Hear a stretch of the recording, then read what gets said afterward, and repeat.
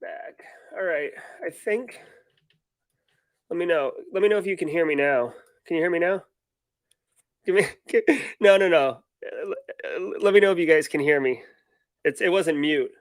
Yes. All right. So, hold on. Let's do this proper, everybody. Let's do this proper.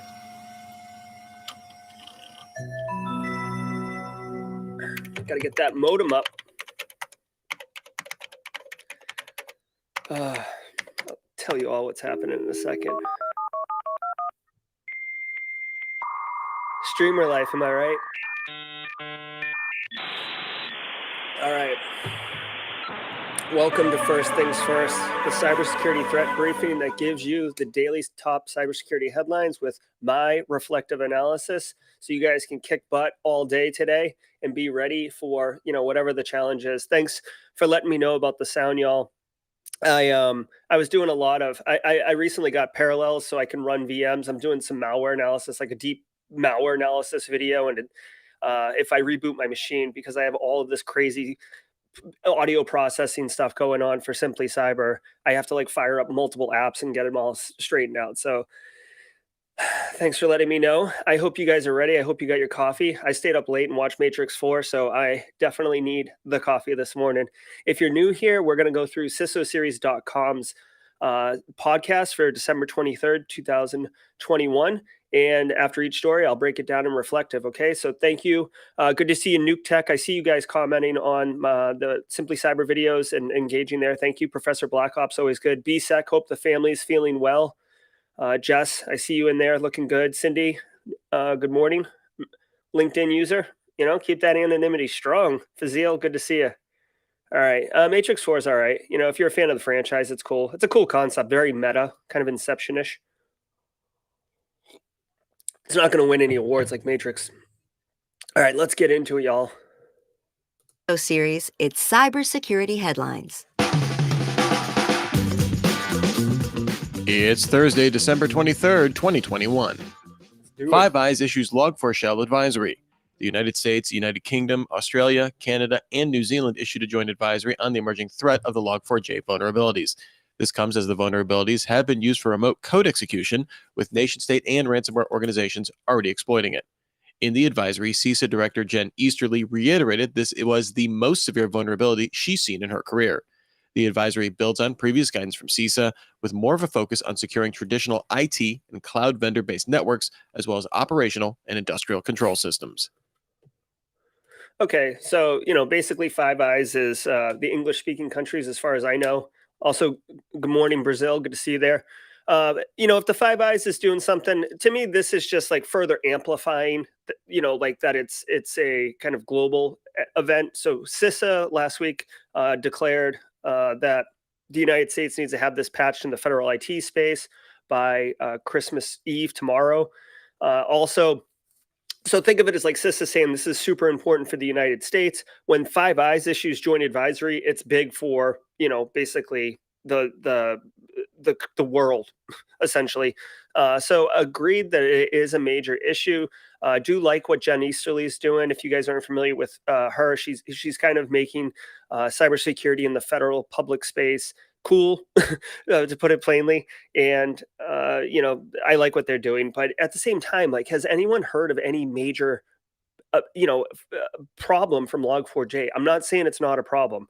I'm just saying we've heard about exploiting it everywhere because it's easy to exploit. But what has happened? Like, who, maybe it's too early to say. Maybe people are laying in wait and setting up their payloads. But there's some speculation within the cybersecurity community that one, you can exploit it easily, but doing something with that is not easy. Good to see you, Dave Jones.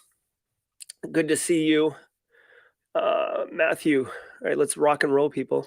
NSO Group deal with Uganda spurred backlash.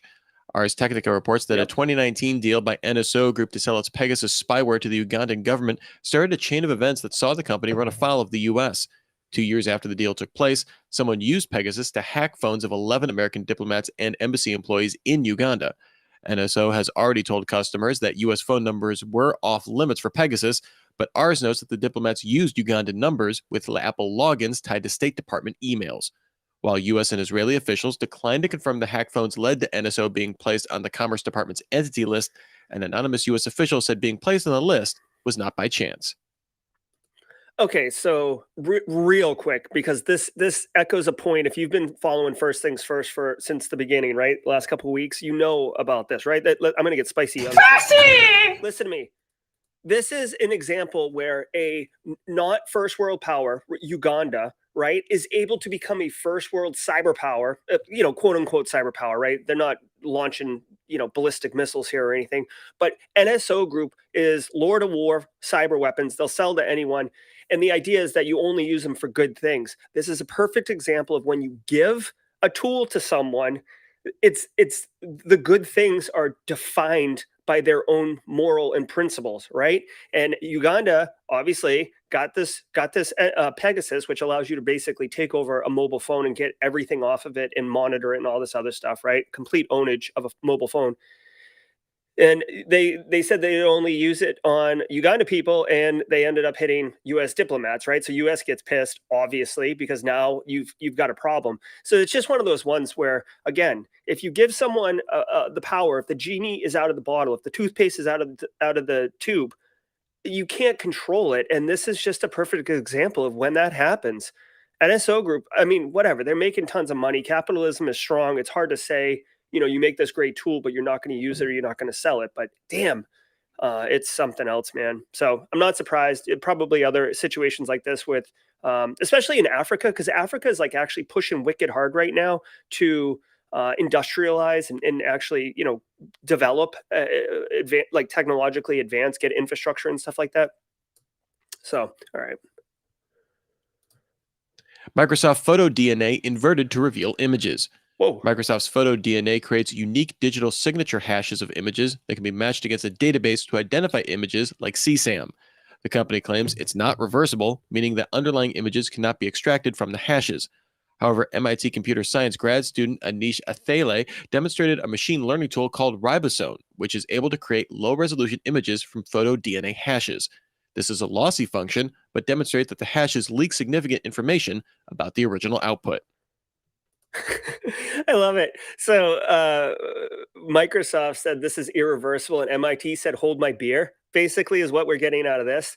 Dude, it's 2021. Like, the idea of looking at a photo and saying enhance, and it actually enhancing is real. Like, it's real. Yeah, there's some lossless, but you can see, make it out clearly. So cool idea of the PhotoDNA. I mean, this could help, I suppose, maybe down the road with deep fakes and proving them fraudulent. But the fact that you can reverse the photos is pretty cool. But I do like the idea of PhotoDNA in order to combat deep fakes. I think deep fakes is going to be a big problem at some point here down the road, probably with a political thing. China nixes data sharing deal with Alibaba over Log4j. China's Ministry of Industry and Information Technology suspended an information sharing partnership with Alibaba Cloud after the company did not immediately report on the recently discovered Log4j vulnerabilities. The suspended program involves sharing data on cybersecurity threats and will be reviewed in 6 months to check on Alibaba's internal reforms. While Alibaba discovered the Log4j vulnerability, it notified the Apache Software Foundation, but not government regulators directly. Ooh. This comes as Chinese regulators have ordered state-owned companies to migrate data from private cloud operators like Alibaba to state-backed cloud systems in 2022. Okay, so real quick, Alibaba is like Amazon, as far as I know, in China. And the story here is Alibaba knew about Log4j and they notified Apache instead of notifying the Chinese government, which obviously, if you think about it, the Chinese government would want to know because they could weaponize it, right? If they knew about a 0-day before the software developers knew about it or the world knew about it. And that's why China's pissed, and China is reacting by, basically economically penalizing Alibaba by freezing this deal. No surprise here. This is what this is what powerful. I mean, if you think about China for a second as a business, right, instead of a country, I mean, this is what powerful businesses do. You don't play nice with me, you financially pay the price. Essentially, that's what's going on here. Again, this just, as far as my analysis goes, this just further, galvanizes my belief that China is in fact, China's a superpower, and the way that they're going about influencing their power is very obvious and very clear. And this won't be the first China doing something story. We saw where they, they basically can erase people. Yeah. So, anyways, not much that affects me per se in here. And now a word from our sponsor, Shar Yep. School poll. A majority of respondents distrusted how Facebook, TikTok, Instagram, WhatsApp, and YouTube handled their personal data. The only platform with a majority of respondents saying they trusted how it handled personal data was Amazon. 72% of respondents said their personal tech devices often listen to them in ways they don't agree with. 64% said that the government should do more to regulate how internet platforms handle privacy issues, up from 38% in a similar 2012 survey. New ransom. Okay, so here we go. Here we go. We talked yesterday about how Facebook seems to be running a campaign of being your trustworthy uh, buddy, and like here's data showing that Americans distrust Facebook and Instagram, which is basically one of Facebook's products. I don't know if they own TikTok, honestly, but anyways, the point is Americans, or at least Americans, this is probably true. I know I saw Ireland in here, I saw Brazil in here. So, my international folks, if you have a thought on this, drop it in chat. I'd be curious. But basically, what's really funny is Americans, or at least the circles I run in, think that their phone is listening to them, think that Facebook's listening, will run tests where they're talking about something and all of a sudden it shows up in their like suggested searches and stuff like that. Yet everyone continues to use them, right? Like incredibly distrustful, but super convenient, incredibly distrustful, but incredibly addictive. They have behavioral psychologists on staff to develop these apps to be addictive, right? There's actually a wicked good documentary on Netflix called like the social experiment or social brand or the brand experiment. I can't remember. If someone knows, drop it in chat. But basically, it talks about how these social media platforms design their tools to be addictive, so people keep using them. So I find it really, really contrasting, or dare I use the my GRE buzzword vocab word, juxtaposition of the distrust people have, but the continued use and trust of wanting to use that platform. So anyways, the key takeaway here is no big surprise. Americans don't trust these platforms, but will continue to use them. And I suspect this is part of the reason why Facebook's making such an effort, to be like a front runner in doing good things, and then also B, renaming themselves to Meta. Yeah, they're all about Web 3.0, but like also I think it's like a brand refresh where wait long enough and people will disassociate Facebook and Meta. Okay. Oh, thank you, Mamta, for India, talking about India. Social Dilemma. Yep. Thank you, Rodney. That's the Netflix show. Please check it out. I found it to be fascinating. I actually turned off most of my notifications on my mobile apps after watching that video. It's probably like an hour long. It's good though. Ransomware Group takes the top spot in November. According to NCC Group's November Insights on Ransomware, this dubious distinction goes to the ransomware group PYSA, otherwise known as Mespinoza, which saw a 50% rise in the number of targeted organizations, including a 400% increase in the government sector. Conti had previously been the most active ransomware group, but saw activity down about 10%. This could well change in December, as researchers saw the group come up with a fully weaponized attack chain against Log4Shell. Shit. Scammer. All right, listen, we don't need ransomware actors competing to be the top dog, okay? Like, I wish they didn't do this. I wish they didn't. I mean, whatever. Threatpost is a big outlet. It almost kind of sucks to like celebrate the top ransomware actor. I mean, I guess it helps me from a cybersecurity perspective. I'll go look at PYSA's TTPs, their techniques, and their approach. Like, how do they normally get in? Is it spear phishing? Is it sniffing for SMB? Whatever, I don't know, but I'll look at it because obviously they're very active. Might be worth it if you're interviewing to know what PYSA, that they were the top ransomware actor. I've never even heard of PYSA until just now. So I find it interesting that they're the top threat actor. But you could talk about them being the threat actor and that you investigated their TTPs to understand what's going on. So, yeah. Continuing on. Hack's NFT site before launch. Twitch co-founder Justin Kahn's new NFT platform Fractal suffered a security breach.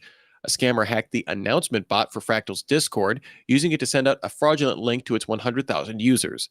This message pointed users to over 3,000 commemorative NFTs for the site's launch, taking them to a minting site where they received nothing in return for Solana cryptocurrency. 373 users appear to have lost the equivalent of $150,000 in the scheme. Fractal said it will compensate the impacted users over the next few days. Yep. So, again, this is, I don't feel like this is relevant to practical day-to-day corporate InfoSec operations right now, but this is coming. This is very Web 3.0 and, crypto related. And what I would really tell people here is it's so easy to scam people with digital assets and digital currency, right? Because once it's gone, and it's very easy to rob you over the internet. So just practice good cyber hygiene. If something feels too good to be true, it likely is. You might want to share this with. I feel like general end users aren't going to fully appreciate this because there's a lot of new tech involved here. Like, you'd have to explain what an NFT is. Maybe the younger generation would already know and could figure that out. But I think it's more about just online scams, making people aware of scamming, and just be aware that there's going to be a ton more of this, right? As long as digital assets are easy to steal and easy, not just steal, but be able to, like, if I steal your Solana or I steal your Bitcoin, I can turn around and spend it, right? I mean, you could trace it on the blockchain, but it's digital. So like I can be anonymous to a degree. I can spend it. I can trade it. I can wash it. I can spin it, whatever. So people are going to keep doing this. Okay. All right. And already messing with events in 2022. COVID-19 basically canceled all in-person events in 2020, not breaking any news here, and the Omicron variant looks like it'll have some impact on 2022 as well. The organizers of the RSA conference announced they're moving the event from February to June 6th through 9th due to a spike in COVID-19 cases. While the Consumer Electronics Show is still on schedule to take place next month, Amazon, Meta, Pinterest, and Twitter canceled plans to attend due to the surge in COVID-19 cases globally. AMD and T-Mobile announced that they will limit in-person presence at the show. Samsung, Sony, and Alphabet still plan to attend, but said they're monitoring the situation. Yeah, so this is happening. Omicron is blowing up. I know several people who have contracted COVID right now at this moment. Obviously, the mortality rate is lower, way lower, based on what I've seen, and I think that has to do with vaccinations and that's such. So. But these super spreader events, these conferences, I know we all want to get back to them, right? I'm a huge Black Hat DEF CON fan. Love going to Hacker Camp. I think this is the responsible thing. It does suck, but just be aware that the major conferences aren't happening right now that kind of drive our industry. I've never been to RSA personally, so I don't know if it's good or not, but it is one of the bigger conferences. So just it's starting that spread. As we approach the end of the year, we're taking a break from our usual. All right. So that is going to do it for the news stories. I do want to point for a second, if you're a fan of Simply Cyber, you're enjoying this. We're doing it every day, Monday through Friday. I'm flirting with moving this to noontime. Although I've got some feedback from people who like the 8 a.m. I've got some feedback with people who would prefer it at noon. I'll probably do it for a couple weeks at noon and kind of just get a vibe from the community. I'm all about this being a community-driven effort and initiative. I don't do this so I can hear myself talk, right? I already do this news story and reflection every day anyways. I just decided to turn the camera on, and I'm really glad I did, because you guys are just balling, bringing the heat every morning. Patrick, good to see you. Gary, thank you. So if you are not busy this afternoon, I know we've got a lot going on. I want to point out that I do other activities on the channels besides the morning news. And today we will be talking with Philip Wiley about modern pen testing. This dude wrote the book on it. He's a great content contributor. He's a great member of our InfoSec community. So if you're interested, come by around 4:30 p.m. today, and we will be talking with Philip and owning it. Hit the bell for notifications. I don't normally say that, but really, when I go live, you'll be notified immediately. You can come jump in. Love chat, love doing engagement with the community. Guys, it's December 23rd. I hope you're ready and primed for your day of kicking butt. If you got the day off, enjoy it. Spend time with those you care about. Reflect, rest, relax, charge back up, because Log4j is going to be there when we get back to the office. No need to flip out about it now, okay? Stay safe. Be good. Thanks so much, everybody. We'll see you at 4.